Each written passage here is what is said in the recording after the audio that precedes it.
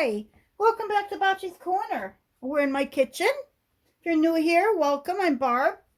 I figured I'm making some bone-in pork chops that I picked up on Flashfood. I picked up a bunch of them last month and I threw them in the freezer only because I have a hard time finding bone-in pork chops. So when I saw those, I grabbed them and I decided I'm going to make a few. And I'm going to bread them and do them in the oven. So I thought, why not bring you along? I just rinsed off my pork chops and I patted them dry. And I'm getting my egg and milk washed together here. And this way I can dip them in this and then into my breadcrumb mixture. My breadcrumb mixture, it's my Italian breadcrumbs. I just save a bunch of the ends to bread or bread that doesn't get used up and has been sitting in the refrigerator. I just take those and dry them out in the oven, and then I put them through the food processor and blend them all up. Then I'll add my parsley, my oregano, garlic powder, whatever seasoning I want in the breadcrumb. And that's what I use instead of purchasing it. This is good enough. So the first thing I want to do is I want to salt and pepper them. That's my salt.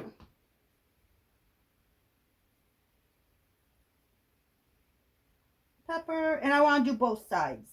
So this one's this is more like a pork steak, I guess. That's okay.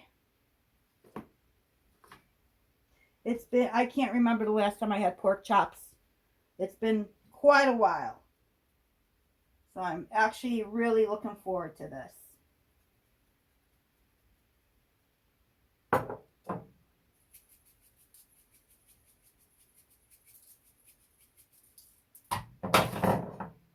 The recipe I'm following loosely, I will link in my description box. And what I still need to do is add I have about a cup of breadcrumbs in here. I'm going to add about a quarter cup of Parmesan. So it's going to be Parmesan flavored breadcrumbs. Parmesan Italian flavored breadcrumbs.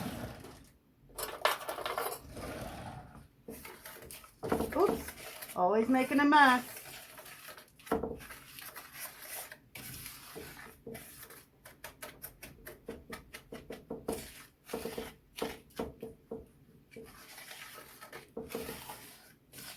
Okay. So what I'm going to do is I'm going to dip it in the egg and milk mixture, breadcrumbs, and then I'm going to put it on the rack here. I don't have a baking rack per se, so I'm using my cookie cooling rack. It fits perfect on here, so I think this will be okay.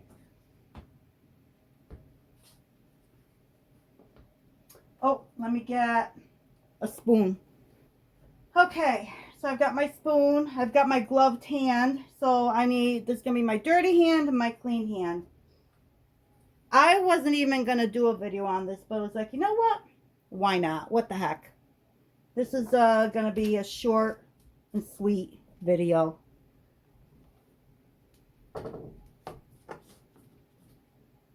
This is actually going to be a shake and bake video, but it's so cold outside. I didn't want to go out there to pick up a box of shake and bake, so my own breadcrumbs it is.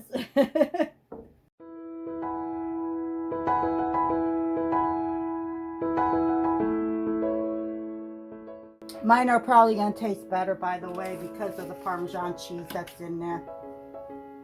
May not be as crispy, but we'll see what I can do.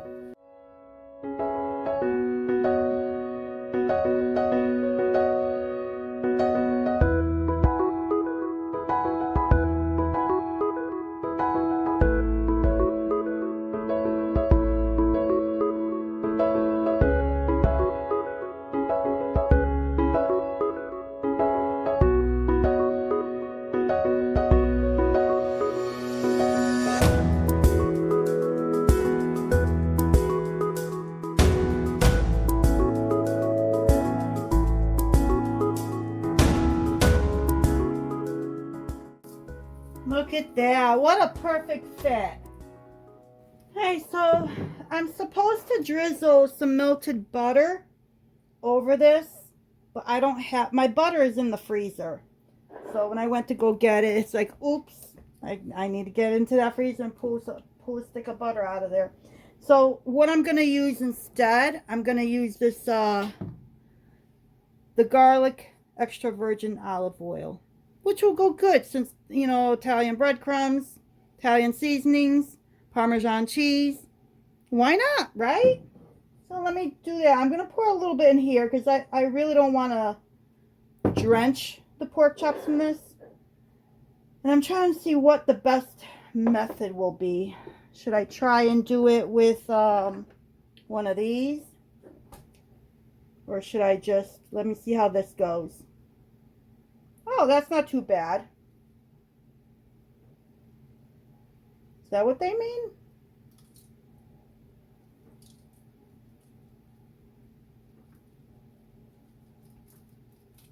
I don't know. This is the way I'm going to do it. How's that?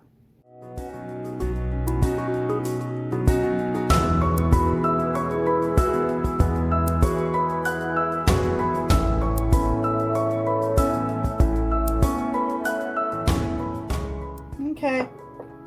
That should do the same thing as butter. Probably a little healthier for you too, huh? All right, I've got my oven preheating to 350 degrees. It's not there yet.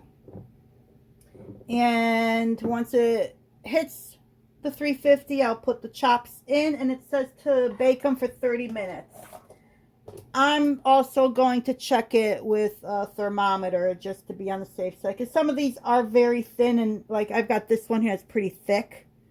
So I think I'll check the temperature on this one, since it's thicker than everything else, and this way once this is done, I will know the rest are done.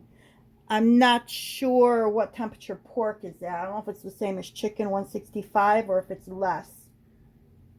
I'll ask Alexa. Okay, so she says an internal temperature of 145.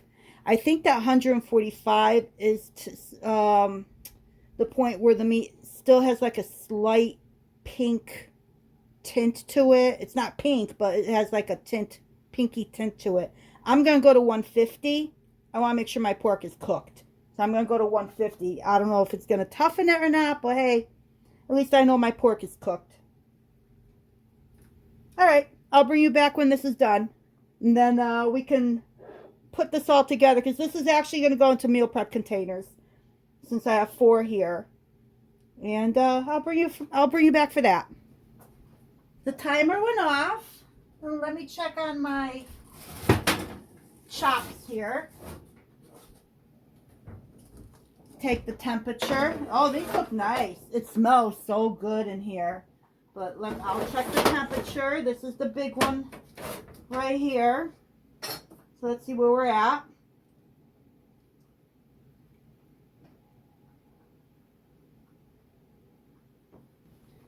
Oh my goodness. 144. Unreal. Okay. Back in it goes. I just wanted to get closer to the 150 mark. The others are definitely done because they're not as thick. But they're going back in. And I put them in. I'm going to put them in for 10.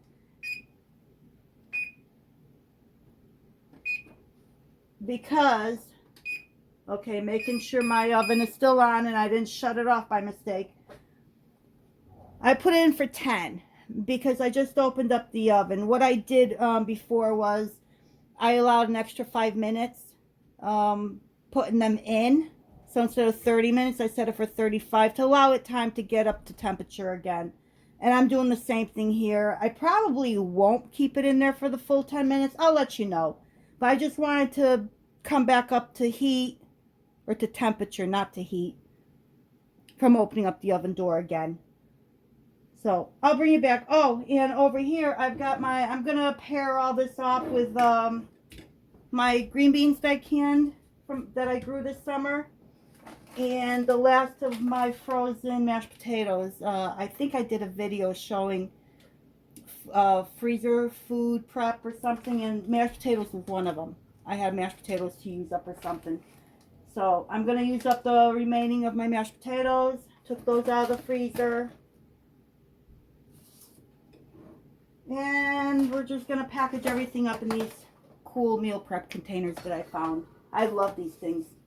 So I just switched over to these so I don't have to look for covers. And this I'm actually reusing. This went through the dishwasher and withstood the heat and everything. It was on the bottom rack. A couple of them did. So that one did. This one did. This one's a little bit. But this is like the third time I think I've used it and threw it through the dishwasher. So I like these. I'm glad I found them. All right. I'll be back when the chops are ready. Okay. My timer went off. So we are up to 45 minutes now because my initial one was at 35. So now let's see where we're at.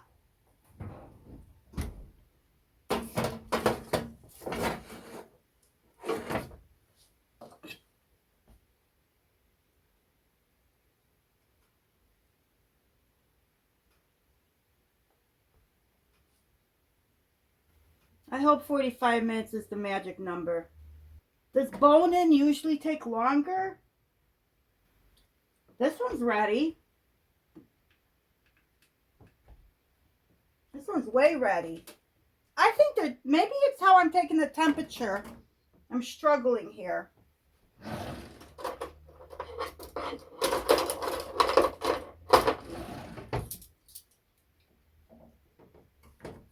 Well, that one's done.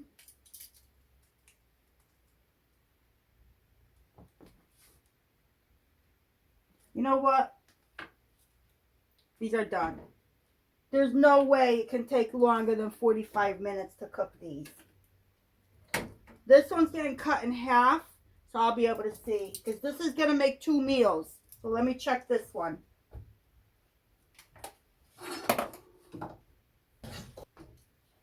See how we're doing.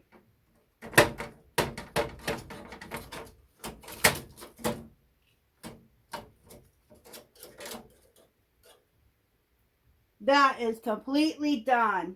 That is cooked. So maybe it's my meat thermometer that is kind of crapping out on me, maybe? I don't know. User error? Nah. More than likely. Okay, I got my glove on. You know I like to use my hands. I use my hands a lot when it comes to prepping. So let me just get a couple of these out here.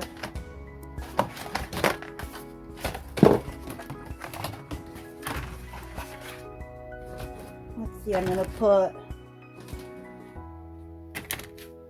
a potato puck.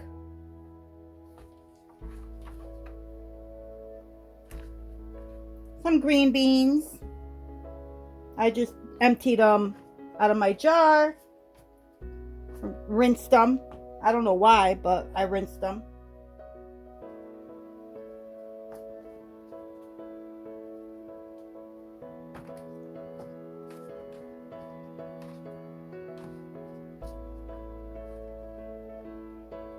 Let's see.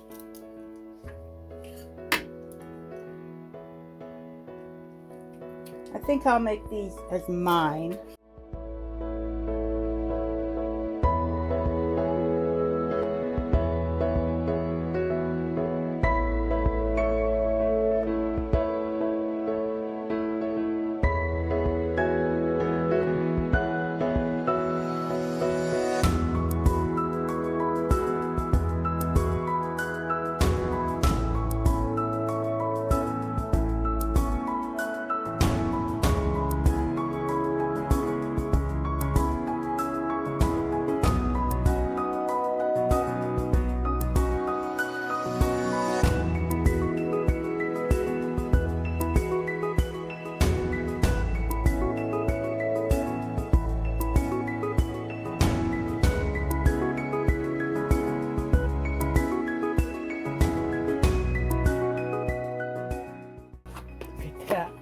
Thank you once again for joining me in Bob Cheese Corner in my kitchen while I did a little bit of meal prep. Can't wait to eat this one. I mean, I've been craving pork chops for quite some time. So thanks for joining me. Hope to see you soon. Until next time.